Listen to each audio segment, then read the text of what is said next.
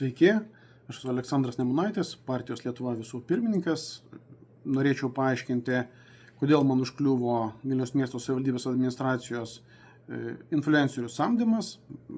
Parodysiu tam tikras video ištraukas, kartu pasižiūrėsime, kaip tai gali būti vertinama. Jeigu patinka mano turinys, tai ką randat šitame YouTube kanale, spauskite prenumeruoti, patinka, komentuokite, stengiuosi netgi atrašyti į komentarus. Taigi, vakar iš tikrųjų jau baigėsi kantrybė ir per visą savaitgalį plaukė žinutės apie tai, kad Vilniaus miesto savivaldybė skyrė tam tikrą pinigų sumą tam, kad viešinti savo darbus, reiškia savivaldybės darbus. Kam reikėjo to samdyti influencerius, sunkiai suprantama, nes turi Vilniaus miesto savivaldybė pati savo komunikacijos skyrių. Anksčiau ten dirbo berods 13-14 žmonių, dabar 10-11 liktais, netiek svarbu. Iš esmės tai yra žmonės, kurie gali parašyti spaudos pranešimą, jeigu reikėtų. Spaudos konferencijos Valdas Benkunskas irgi daro pakankamai dažnai, po 1-2 kartus per savaitę sukviečiami žurnalistai. Ar tikrai reikėjo samdyti influencerius? Klausimas. Ir pabandykime iš karto į jį ir atsakyti. Man konkrečiai užkliuvo Rolando Mackevičiaus pasirodymai, parodysiu 2. Jis beje gavo ir daugiausia pinigų iš tų influencerių. Taigi, pasižiūrėkite video ir iš karto patys savo bent jau atsakykite, ar tai yra Vilniaus miesto savivaldybės darbų informacija apie atliktus darbus, ar tai visgi yra Valdo Benkunsko performansas ir jo reklama. Valdai, labas, kvietėjai? O, užeik.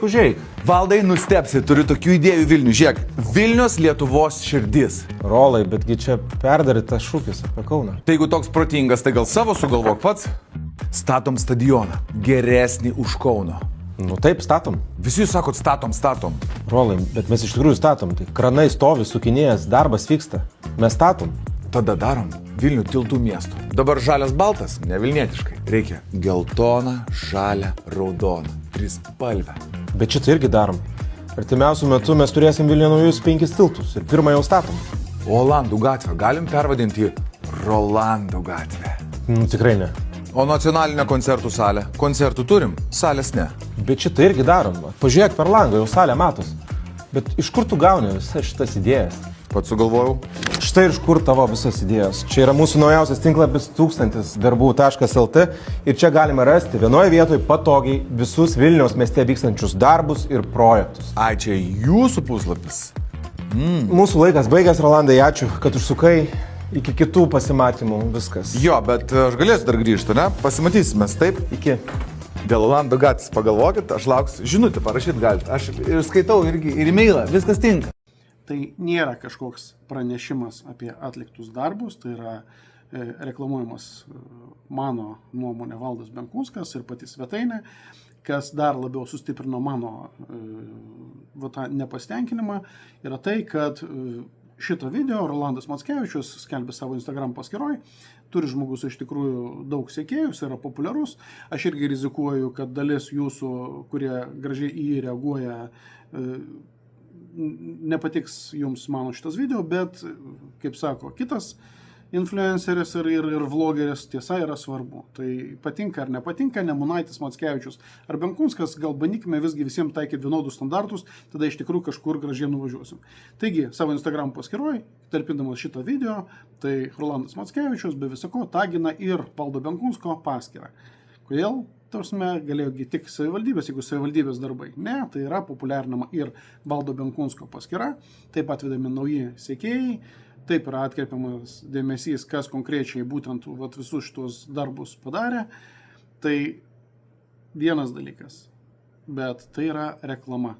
Tai yra iš tikrųjų, kadangi net už tai buvo sumokėta, tai Rolandas Mackevičius nebūtinai dėsto, ką jisai pats galvoja, tai yra užsakytas turinys ir jisai turėtų būti atitinkamai pažymėtas. Kadangi Valdas Benkunskas dar yra politikas, tai ir dar kiti standartai turi galioti. Gerai, judam toliau. Pabandykime pasižiūrėti dar vieną video. Jis buvo padalintas į 3 dalis, aš jums parodysiu vieną, bet tikrai užteks tam, kad susidarytumėt įspūdį. Tai pasižiūrėkit. Vakar pasipostino video su Vilniaus miesto meru Valdu Benkunsku. Norėjom atkreipti dėmesį į vieną svetainę, kuri jau kurį laiką, galima taip sakyti, sėkmingai yra pildoma įvairiausiais darbais, kurie yra vykdomi ir jau įvykdyti Vilniaus mieste. Juos galima išsirūšiuoti pagal savo rajoną, pasižiūrėti tiesiog gyvą žemėlapį, pasižiūrėti kiekvieno projekto statybos eigą, sužinoti ir pamatyti, kas ten atsiras, kaip atrodys ir tokios vizualizacijos projekcijos ir jau įgyvendintų projektų nuotraukos. Tai noriu priminti, jeigu dar nematėte to reelso, pasižiūrėkit. Visai smagus gavosi, bet jo esmė yra be jokios abejonės kreipti dėmesį į svetainę. Taip pat noriu ją apžvelgti. Pažiūrėkime.